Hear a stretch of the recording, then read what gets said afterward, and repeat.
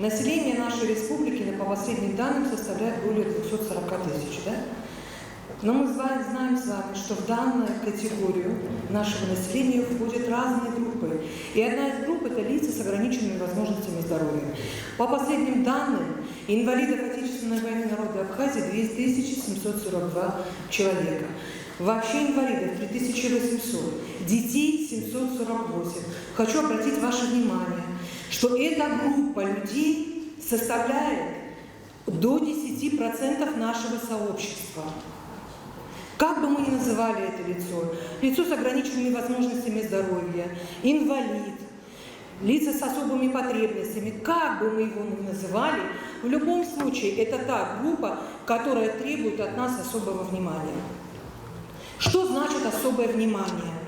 Ну, наверное, это консолидация наших усилий для того, чтобы человек достиг самой высокой своей точки, самореализации.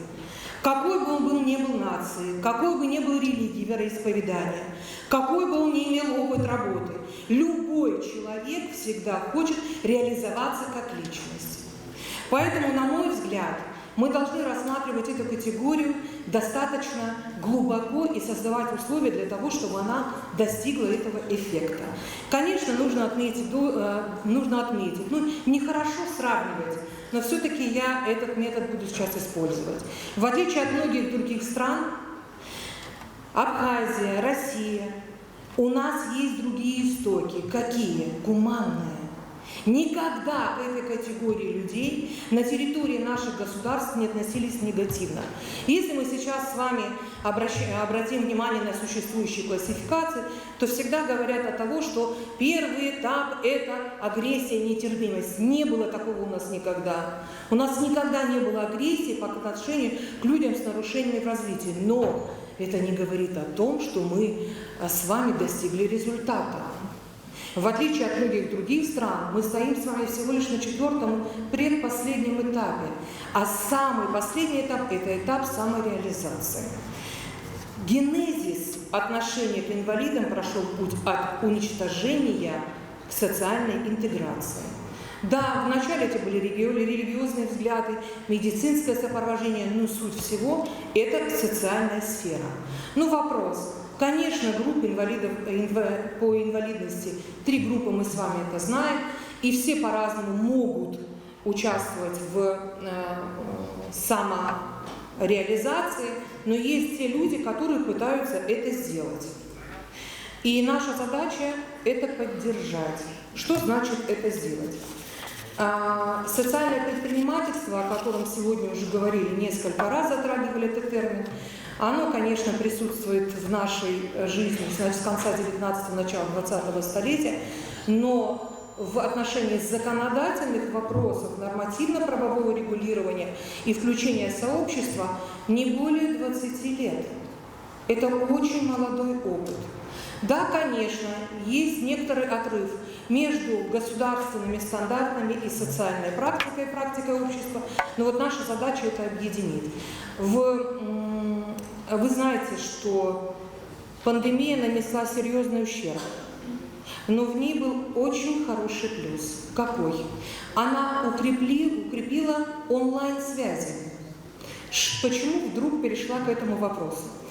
Потому что на территории достаточно продолжительное время, более 15 лет, Гулрипский район сотрудничал с Омской областью в отношении укрепления общественных связей.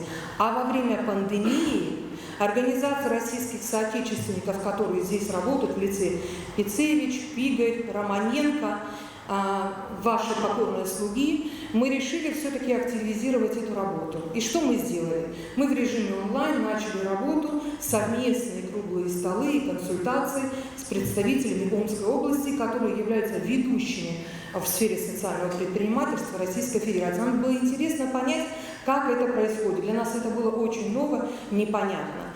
Итогом, кульминацией всего этого был в прошлом году проведенный круглый стол. Он был в Доме Москвы, куда были приглашены члены Общественной палаты, руководители инициатив таких общественных. И мы очень рады, что это была та точка отправная, которая позволила нам объединить усилия. Социальное предпринимательство. Усилия кого? Чьи усилия? Это усилия общественных организаций, бизнеса и государства. Ни одна из этих структур сама по себе жить не может. Социальный предприниматель – это предприниматель, деятельность которого направлена на удовлетворение нужд социально уязвимых групп людей. И либо социальный предприниматель – это тот, кто сам считается инвалидом. Конечно, в Абхазии существует такая практика. Вне зависимости от того, мы знаем, не знаем, что это такое, практика существует. Хочу привести вам пример социального предпринимателя Зарандия Давида Валерьевича, Силомир Меркула. Он инвалид, нарушение опорно-двигательного аппарата, но это не помешало ему реализовываться как бизнесмену. У него своего производства, искусственного камня, белясин и так далее. Очень отрадно видеть, но мы с вами прекрасно понимаем, что если обычному человеку нелегко, то как сложно лицу с инвалидностью.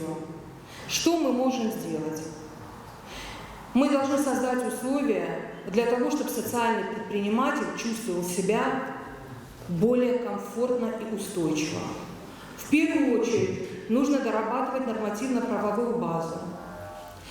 В прошлом году, в октябре месяце, у нас была вторая поездка, которая была поддержана членами нашего правительства. Хочу сейчас выразить благодарность Вараздату Мелконовичу Насяну, Делу Владимиру Валерьевичу, которые поддержали инициативу.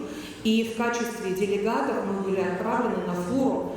Отрадно, что на этом международном форуме была представлена и наша республика. Да, конечно, пока не на основе официальной, но я имею в виду, мы не можем говорить о законодательной базе, но мы можем показать, что у нас есть внутри. Так вот, эта поездка позволила нам, во-первых, сплотиться друг с другом, нашим делегатам, увидеть, что мы все с разных сфер можем действовать по одному и тому же направлению. И вот одним из наших делегатов был представитель министерства, в руках которого как раз-таки находится закон о мелком и среднем предпринимательстве, в который необходимо вносить статьи по социальному предпринимательству. Вторым нашим итоговым шагом было создание Центра социальных инноваций Республики Абхазия, который позволит что сделать?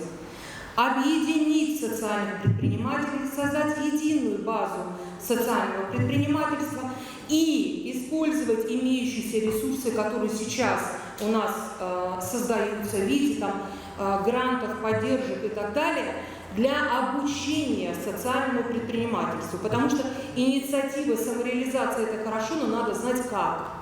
Как это создавать, как это продвигать, как это масштабировать.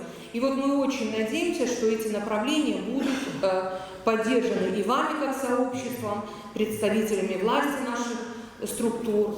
Да? Ну, это действительно очень сложный вопрос. Вопрос сложный, но мы надеемся, что этот вопрос привлечет и ваше внимание. Да, у меня больше нет, на этом доклад закончен.